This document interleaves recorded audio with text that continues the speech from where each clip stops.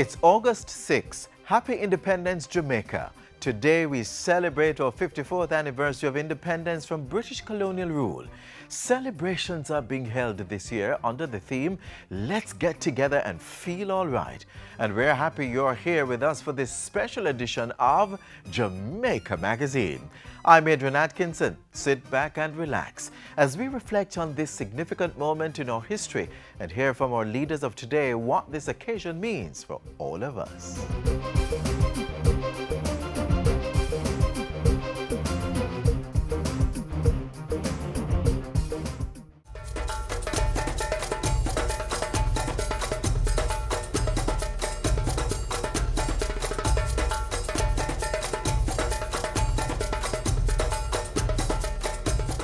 Back in 1962, as Jamaica took the baton of self-government, representatives of nations from all over the world came to witness and celebrate with us.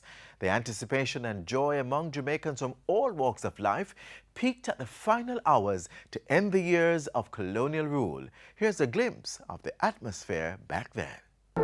Jamaica is on the threshold of independence. Soon, she will emerge an independent nation after 307 years of British rule.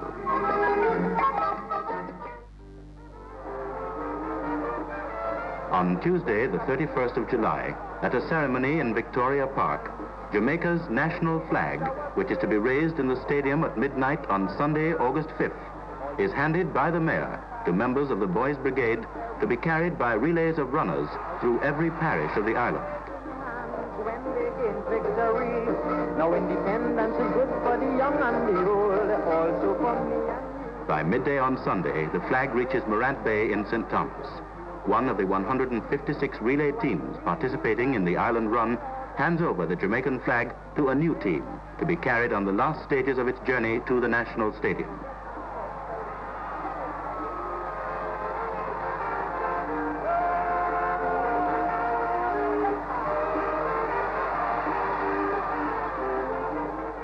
And now it is almost evening on the 5th of August, 1962.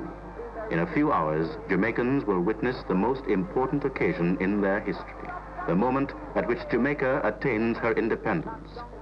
In every town and village, people are gathering in their thousands to witness at flag-raising ceremonies the very instant when the national flag will be raised and the national anthem of Jamaica sung for the first time. The hour of midnight approaches. 30,000 Jamaicans and their distinguished guests, including Princess Margaret and Vice President Lyndon Johnson, assemble in the National Stadium. They are privileged to participate in the main ceremony heralding Jamaica's independence, an event which comes but once in the history of a people. At 3 minutes to midnight, the flag of Jamaica is borne into the arena by runners of the Boys' Brigade and received by the Prime Minister, who hands it to a warrant officer of the Jamaica Defense Force.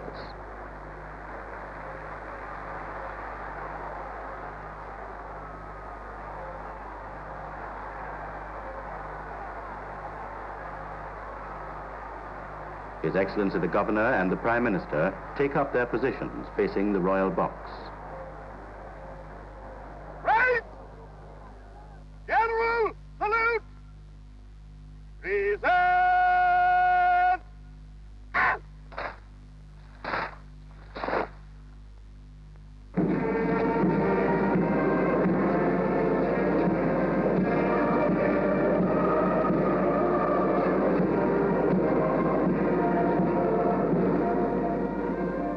The British flag, which has flown over Jamaica for the past 3 centuries, is about to be replaced by the Jamaica national flag, heralding the birth of the new nation.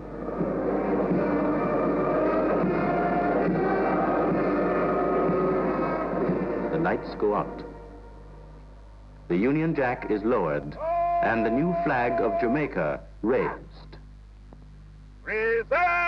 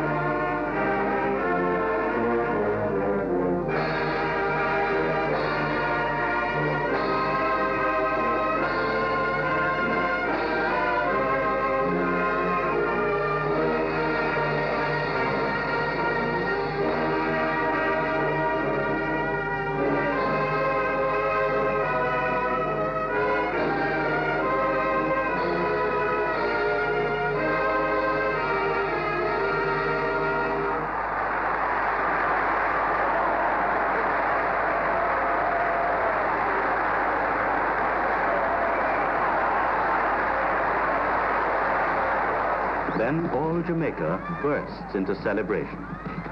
From one end of the island to the other, the sky is ablaze with the bursting of fireworks. Their riot of colors and diversity of sound transform Jamaica into a veritable fairyland.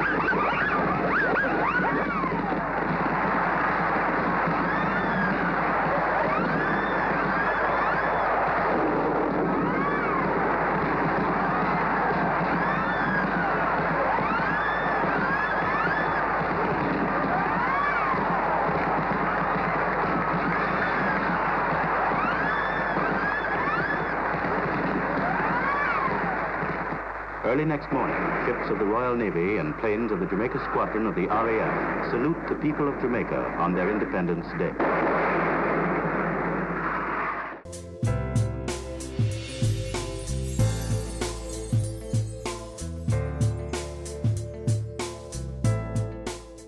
Continuing along the lines of that great moment witnessed earlier, let's now join our Head of State, Governor-General Sir Patrick Allen, as he reflects on our achievements as a country since 1962 and outline our shared vision for the future.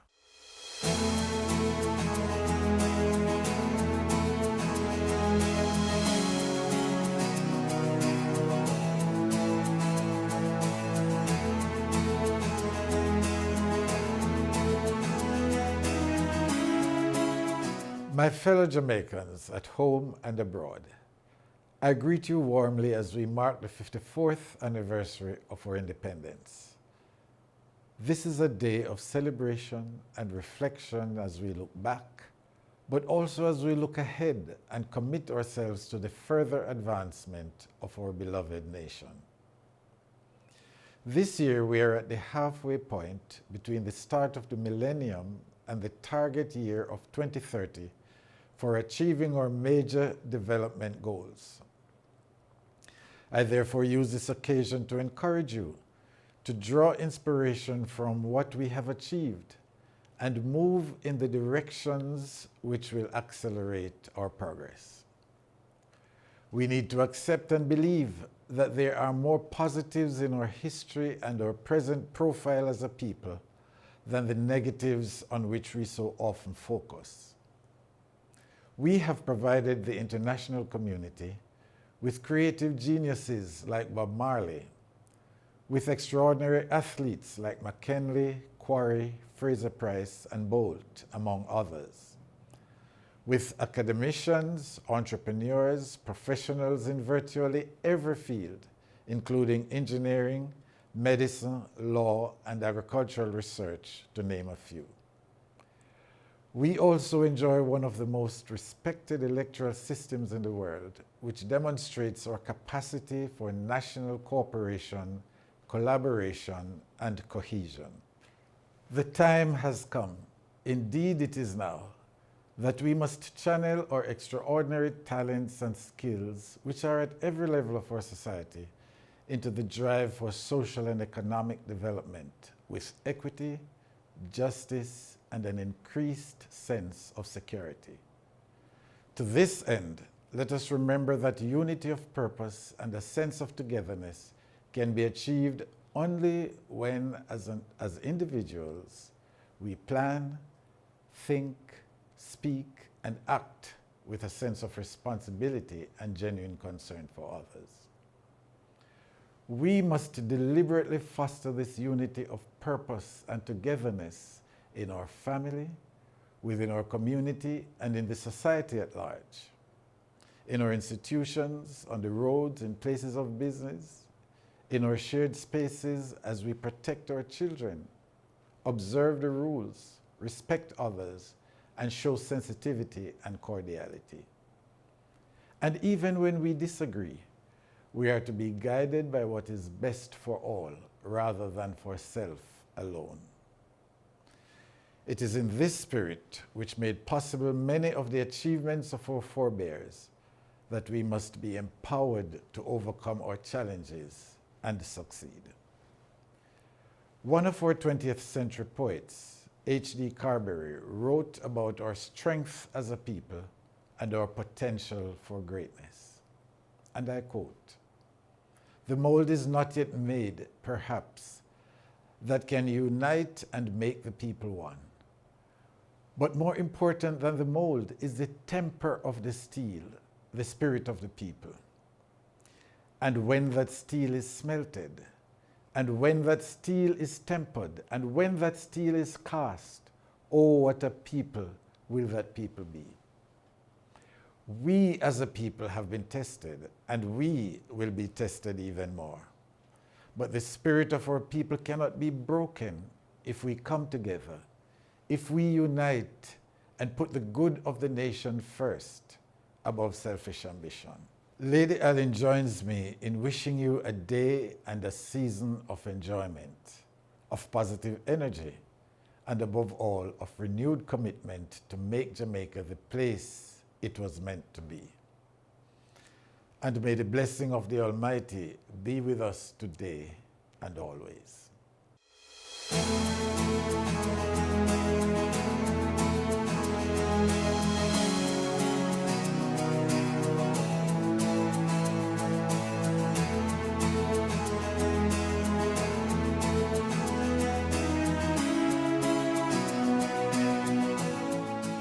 The Most Honorable Andrew Holness, the 9th Prime Minister of Independent Jamaica and the country's youngest Prime Minister, says Jamaica must remain steadfast on its commitment to succeed at achieving economic independence and shared economic growth and prosperity for all Jamaicans. More in his message next.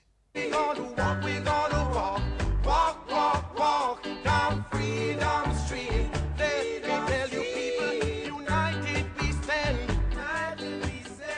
divided we fall.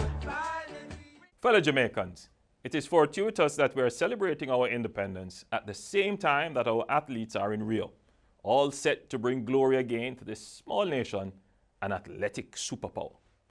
Our athletic prowess is one indication of our excellence as a people.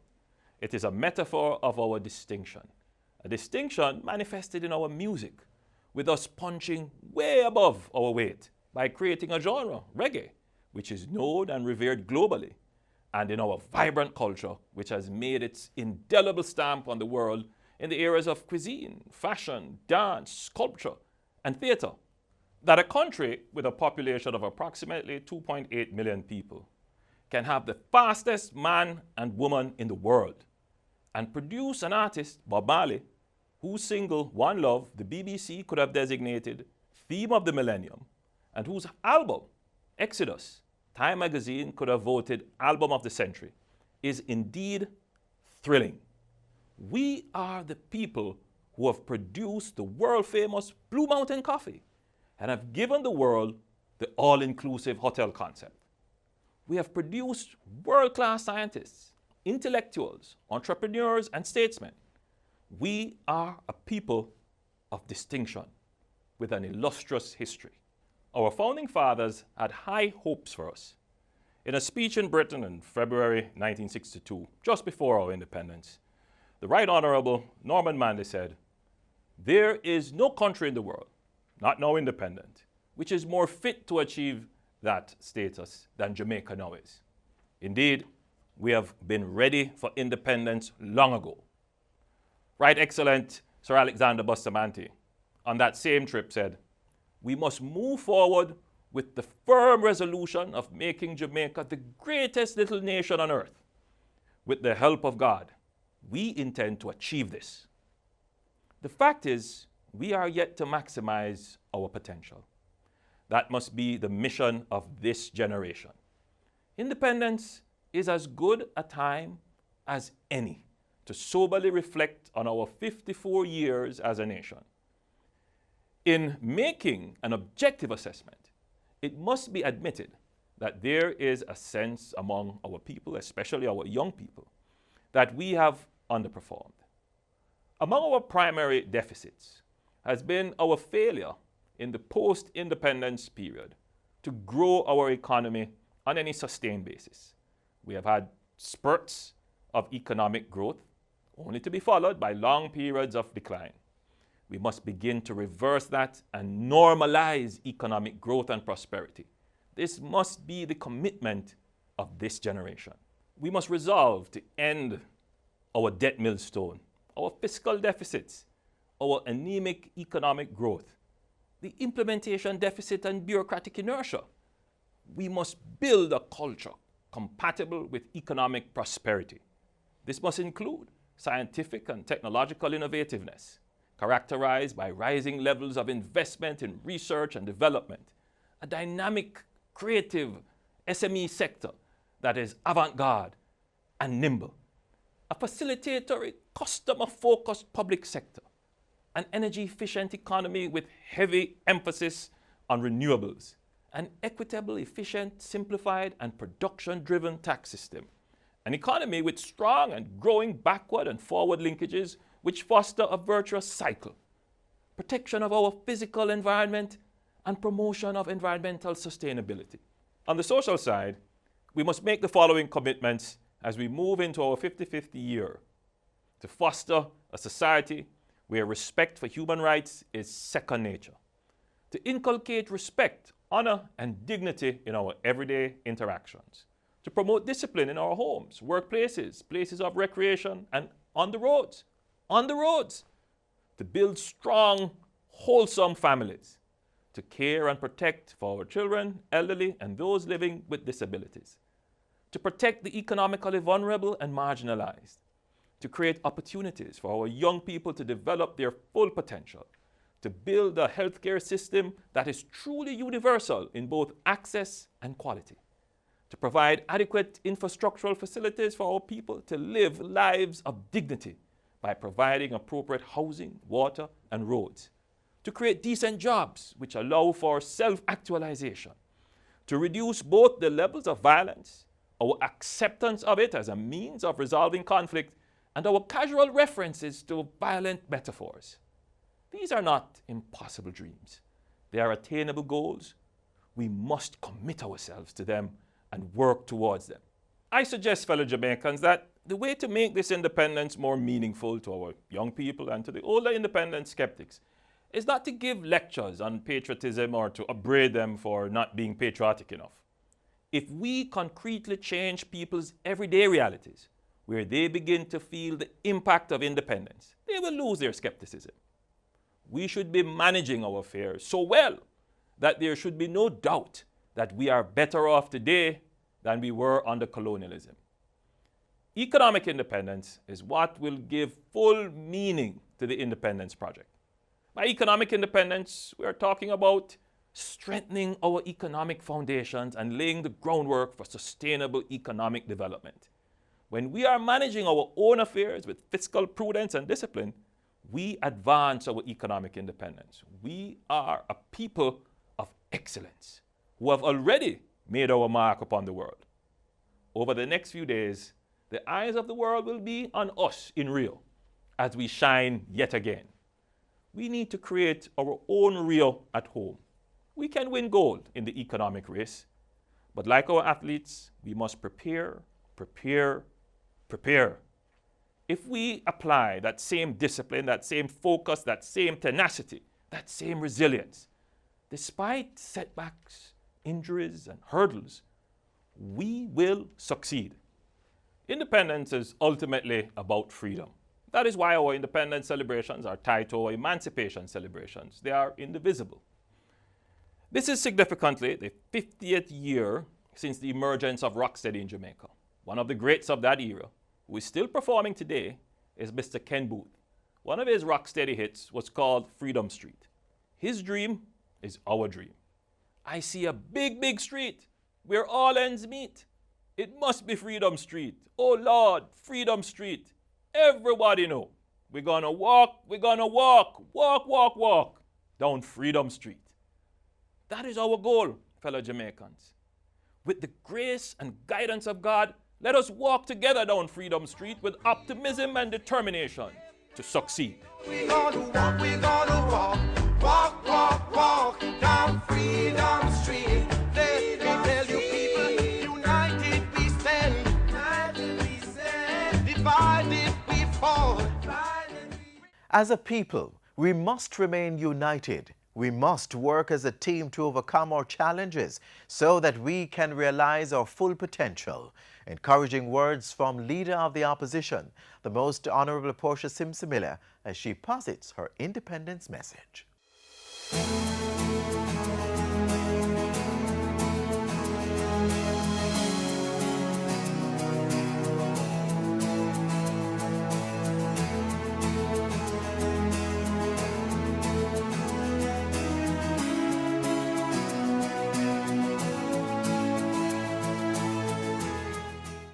My fellow Jamaicans, here at home and the millions in the diaspora, I wish you all a happy independence. Independence is a celebration of the best of Jamaica, our dynamic culture, and the many achievements of our people. Our people have blazed trails of success globally in many different fields. They have established Jamaica as a recognized brand and a sought-after destination.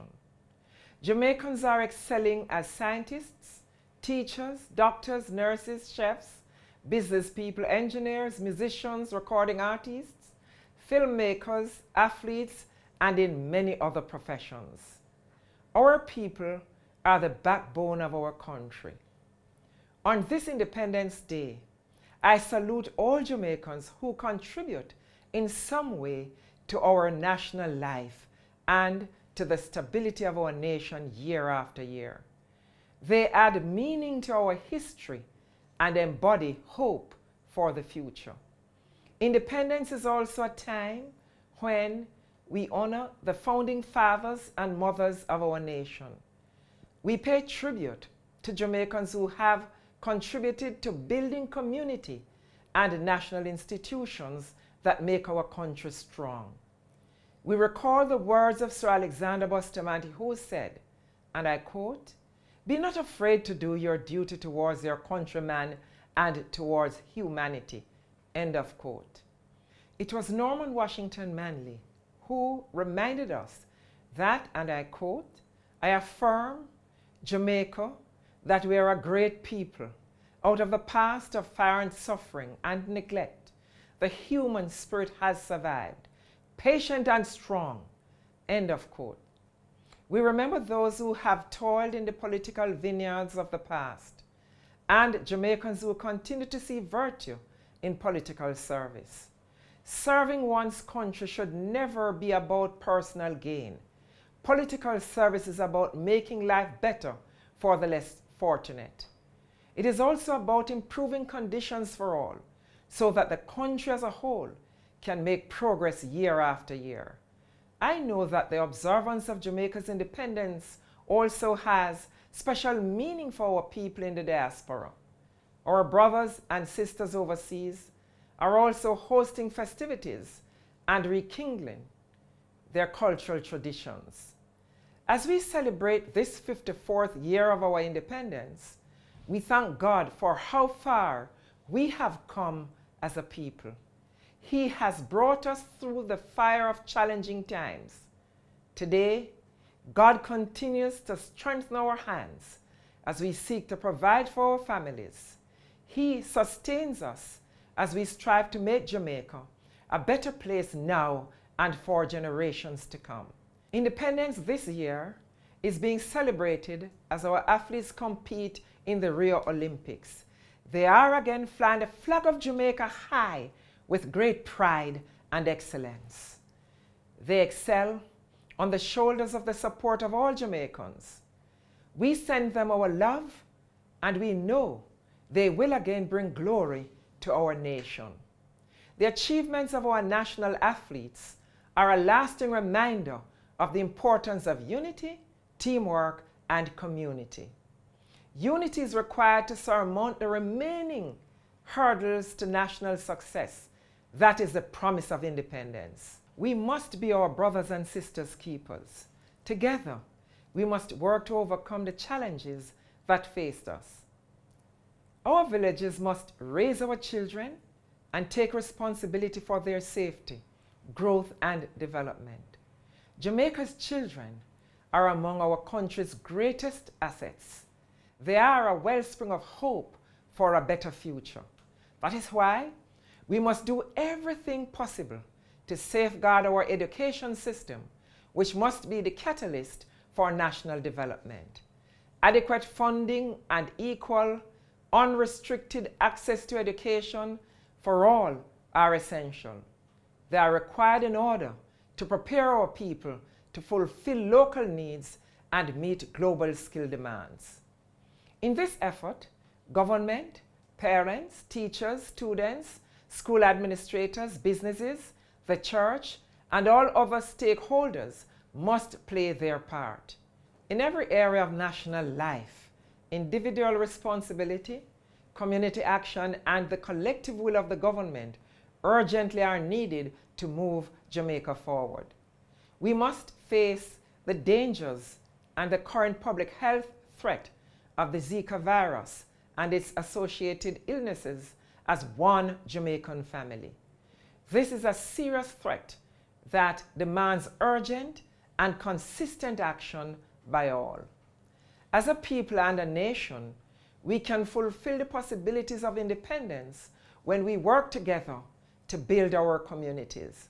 It is my hope that the celebration of independence will rekindle the spirit of community right across Jamaica.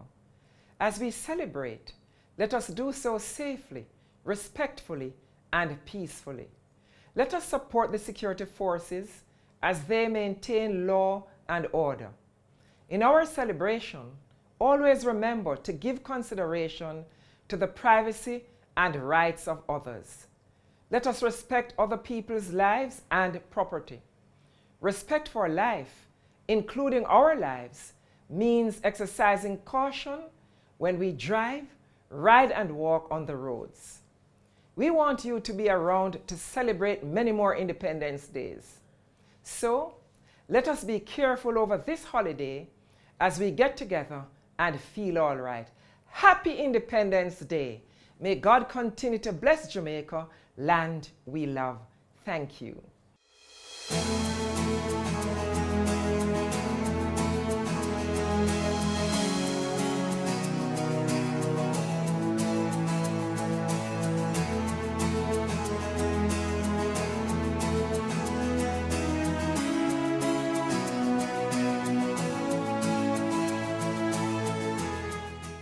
We have championed e-learning in Jamaica, provided state-of-the-art technology in over 200 educational institutions, developed materials for CSEC, piloted the Tablets in Schools project in 38 schools, including infant and primary, and trained thousands of teachers in technology integration. We are e-Learning Jamaica Company Limited, ELJAM, an agency of the Ministry of Science, Energy and Technology. Visit our website, www.elearnja.org.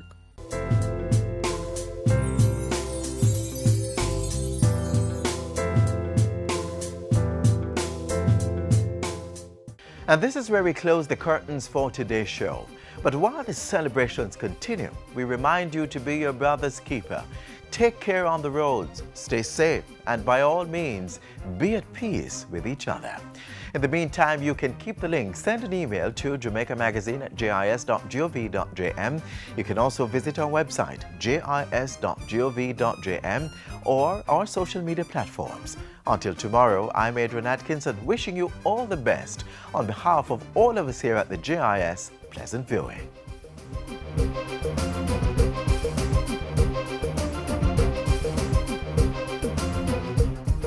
This has been a production of the Jamaica Information Service, the voice of Jamaica.